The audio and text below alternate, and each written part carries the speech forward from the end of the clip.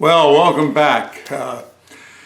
Today's episode, we're going to be putting a Barricade roof rack on the Jeep.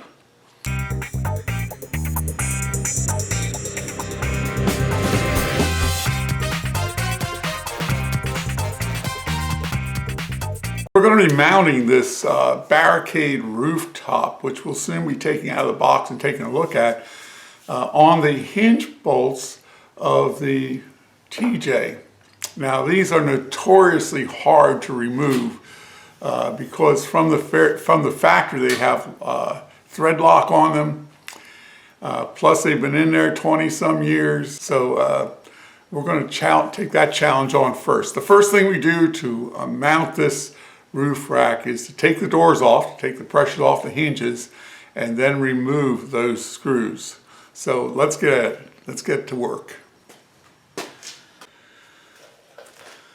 Okay, so these two and two in the lower hinge have to come out in order to mount this roof rack post.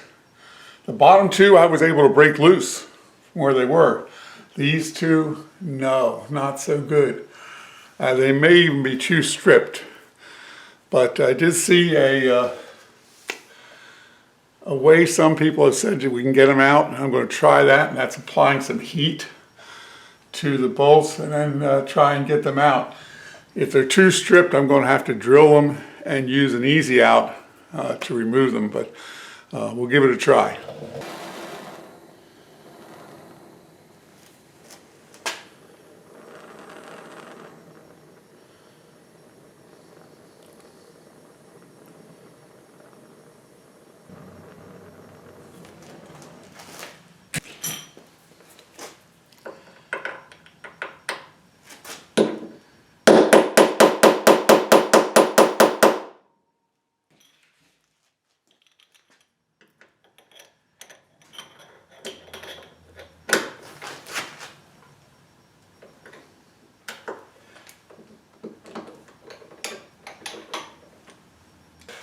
These two are definitely too stripped to use the T-wrench on them, so I'm going to have to drill them out and get an easy out. Drilling and putting in a easy out didn't work, and I saw that on other YouTubes too. They snap off, they break off. I did see another YouTube that suggested what we're about to do, and that is to make a slot with a Dremel and then use an impact driver to break it loose. So we'll give that a try.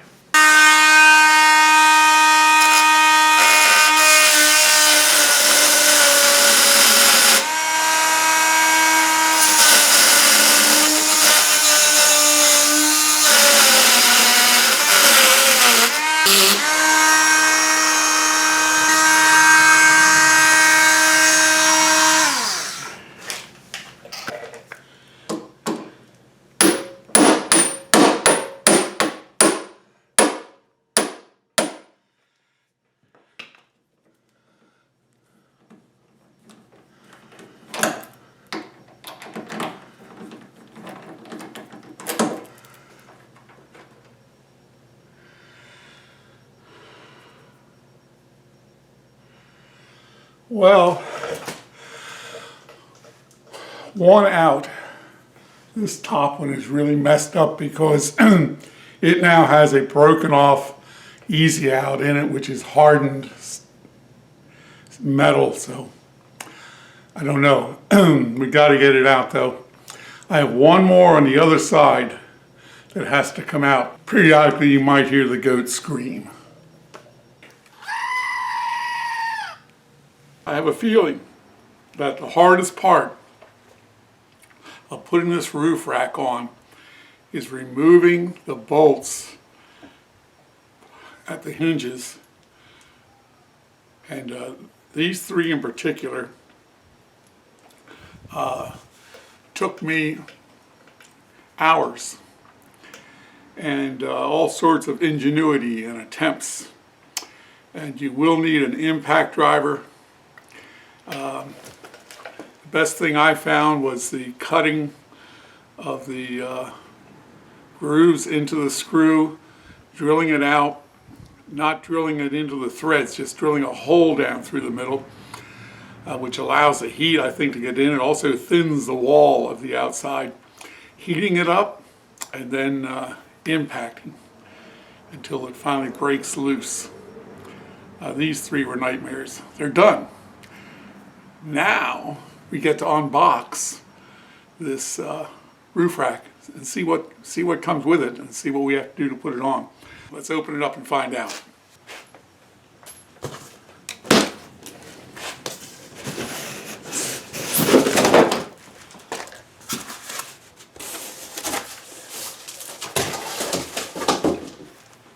Okay. This would be the back upright. You can tell by the shape of it. This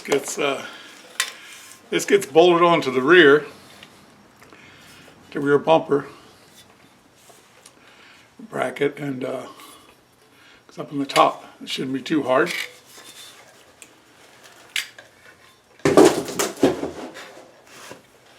Then we have cross pieces. Not sure what this is. This looks like it might be the front. This may be the one that is on the hinge bolts that we just took out. And that's what it is.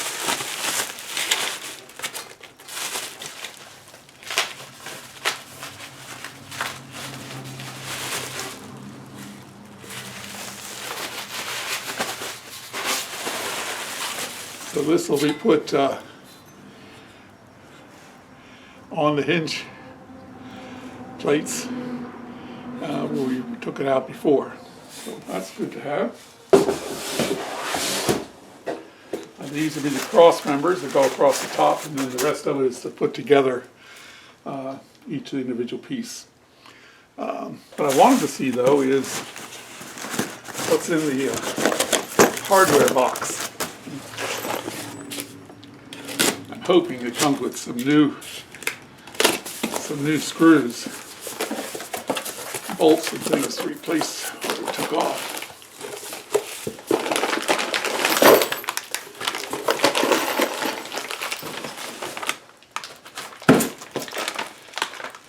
It also comes with these screw-on knobs for the bars across the top of the rack. I understand they're not the best, and we may have to substitute something for them later on. We'll see. And it comes with plenty of bolts and long bolts. These would be the hinge bolts. That's good. We got all the hardware we need here too, and they provide the Allen wrench to go with it.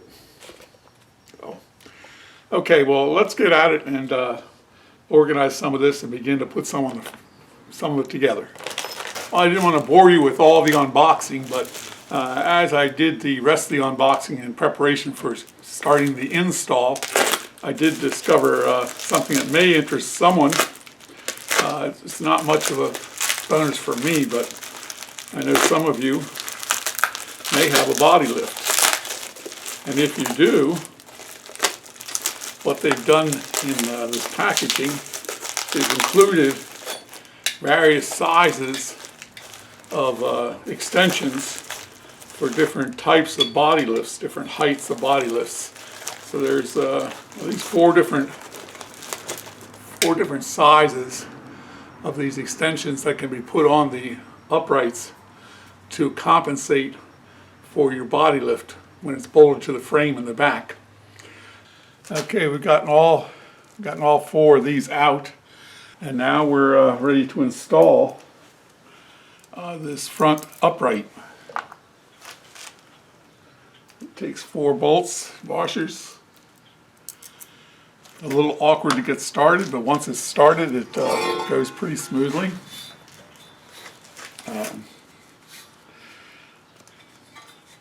The top one has nuts already in the wall, so it's a little easier to get something started.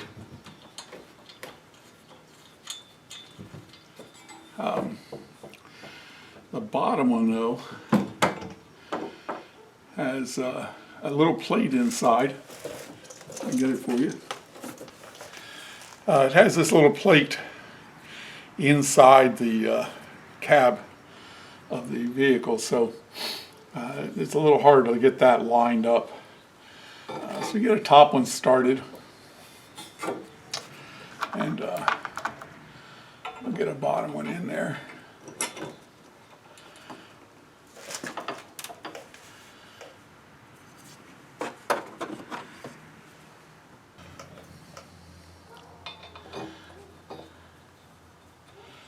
And now I'm going to start on that nut, and then you can feel for the plate inside. Now, this is a little more difficult because it's got stuff all around it inside.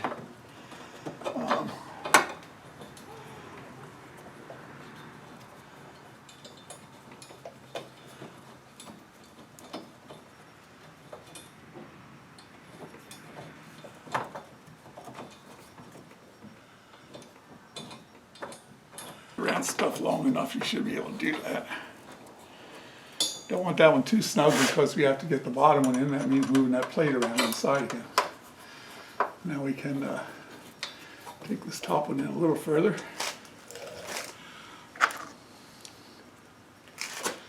The second one from the top.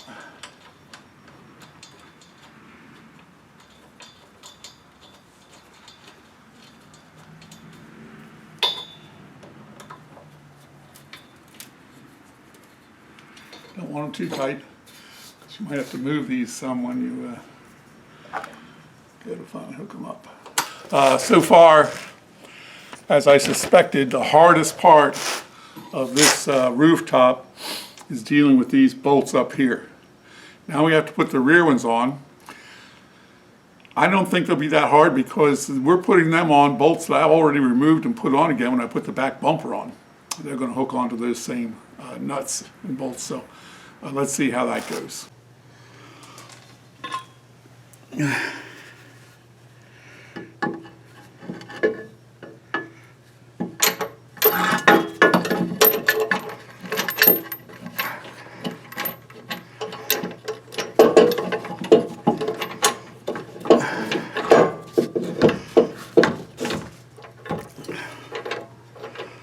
That's where it goes. If I can get a nut and a washer on it, we'll have that one started.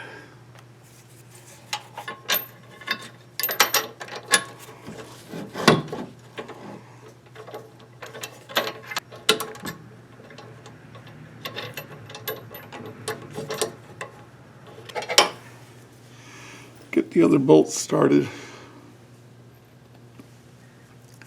before we get too tight on that one.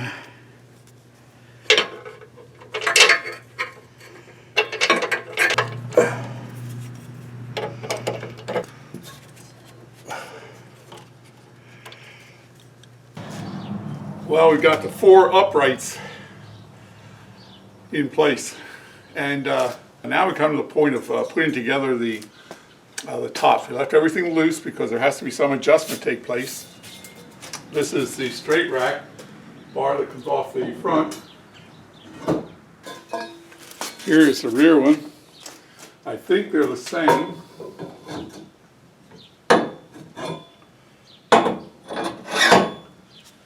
You can see now that we're going to, right off the bat, have a little challenge. This is why we keep them loose, so we can get them together like this.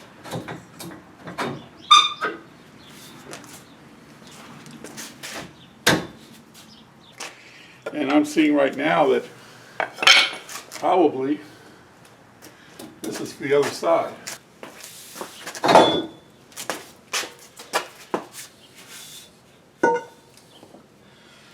Apparently these rear ones point in or out. This one seems to be pointing out. Maybe for the other side, let's see if this one's any different. Yes, this one points in. So note to self, make sure you have the right rear upright so that it takes the rack in towards the Jeep a little bit.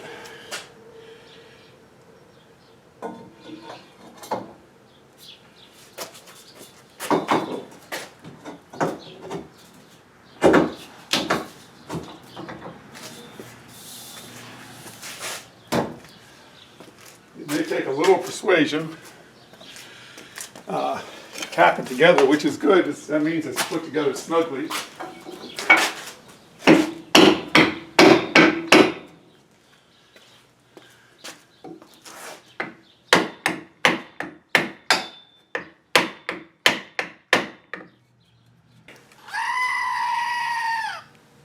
Okay, just a quick heads up, and that's why you watch these kinds of videos, because if you learn by someone else's mistake, then you don't have to make the same mistake.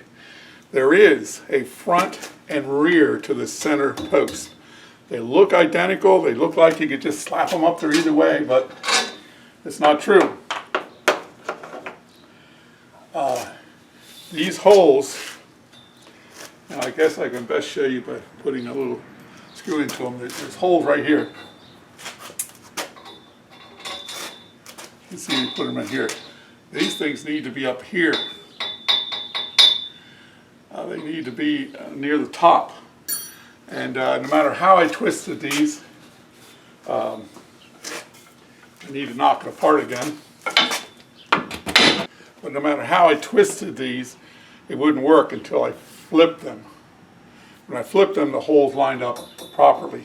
That's what you need to do. You need to make sure that the holes are up, facing out this way, but up at the top, so that when you put these cross members on, the hole of the cross member will line up with the top of the post. So just a heads up, maybe that'll help you.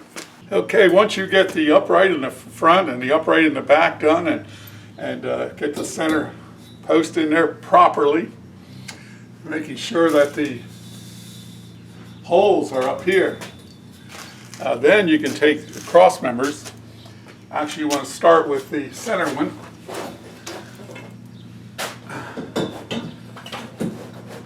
So you'll come up through the bottom of the bolt,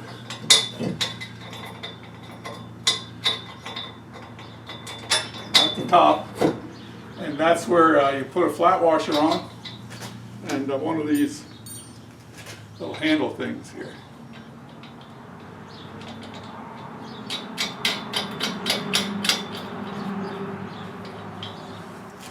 Now, you want to do the same on each side. So to put this pin up through, I'm going to put it in the back, the furthest back one. There is two options here. You put it there, you can put it a little further forward. I'm not sure why. There are two options, but there are. Options are generally good. This one started, and then put them on the front.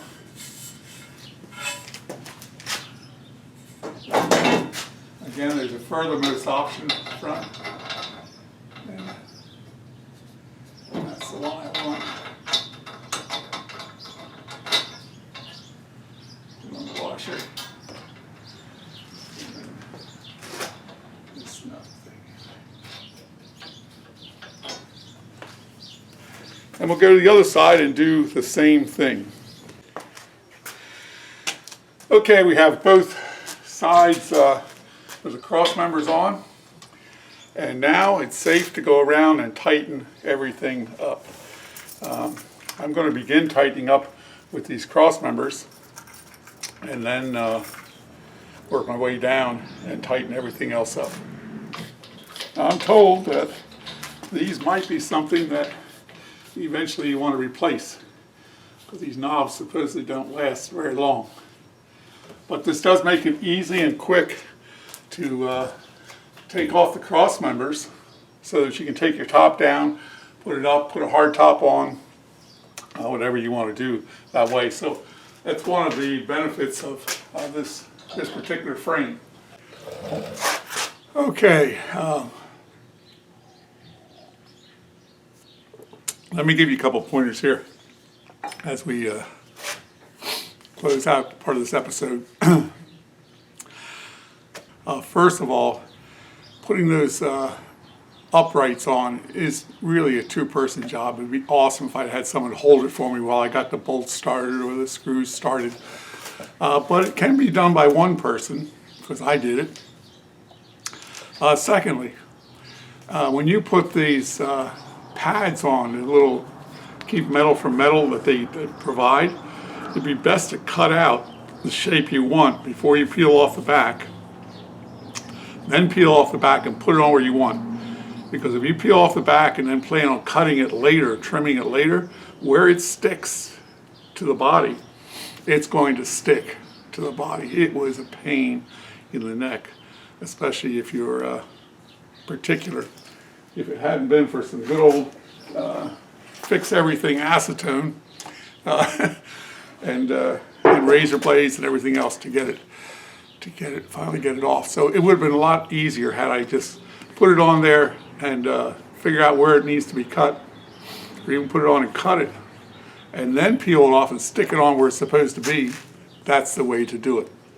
Thirdly, keep your Allen wrench handy. Don't put it away like I did when you think everything's buttoned up, you're ready to go. You put your doors on and tunk, tunk, tunk. The door won't quite close right. That bottom hinge, no matter how careful you are with it, can move out of place, and it just takes a little bit of movement to misalign the door. The top hinge, not so much, because it wraps around the front toward the windshield. It's held on by two other screws that you don't even touch. So what you'll have to do is loosen those two up on the bottom hinge, close the door, then tighten them up, and the door will work fine after that. So just a third thing to keep in mind. Oh, remember also, that top rail, the center rail, it can flip this way, front to rear, and you'll change the location of the holes for the cross pipes that go on there. Very important. I had them in and I thought, well, they both look the same, so there can't be a difference front and rear. The holes seem to be the same distance from each end and all that. But everywhere I turned it, I couldn't get those holes to line up properly for the cross members until I reversed them front and back, and then they lined up. Other than that, it's not really that hard of a build. The hardest part, really, was getting those screws out of the hinge plates. I ended up drilling four, not drilling them completely out, drilling through the center so that it would weaken them a little bit, and then putting heat on them. Heat, and then using an impact driver to finally break them loose and get them out. I was able to get all four of those out without damaging the threads inside the hole, which you'll always do if you try and drill them out completely. So that's the hardest part, is getting those bolts off. And those are just 4 or 5 things that can really help you to know ahead of time before you start putting your top on. Well, that wraps up another episode here on Mission, where we do maintenance, mods, and missions. And I hope this was beneficial to you. It probably overlaps a lot of other rooftops you might put on. I like this one because it's hooked to the back bumper frame connection and up front to the hinge plates, so we don't have to drill any extra holes and all that stuff. It turned out well. I like it sturdy. It holds 350 pounds. I'm thinking about and wondering about a basket for the top. Not sure yet exactly what I'll put up there, but we'll see. Right now it's capable of handling large boxes, metal, plastic crates, or plywood, which I have to get for my kitchen build and take to my son's place. That's another episode. Glad you joined us today. I hope it was helpful. I hope it was something that benefited you in some way. Join us on mission. Subscribe to this channel. Hit the notification bell so that you'll be notified of each episode as it comes out. We're doing all kinds of modifications and maintenance, and we'll be doing many mission trips also. So once again, thanks for joining us, and I'll see you next time around. I hope your mission is full of joy and adventure. Later.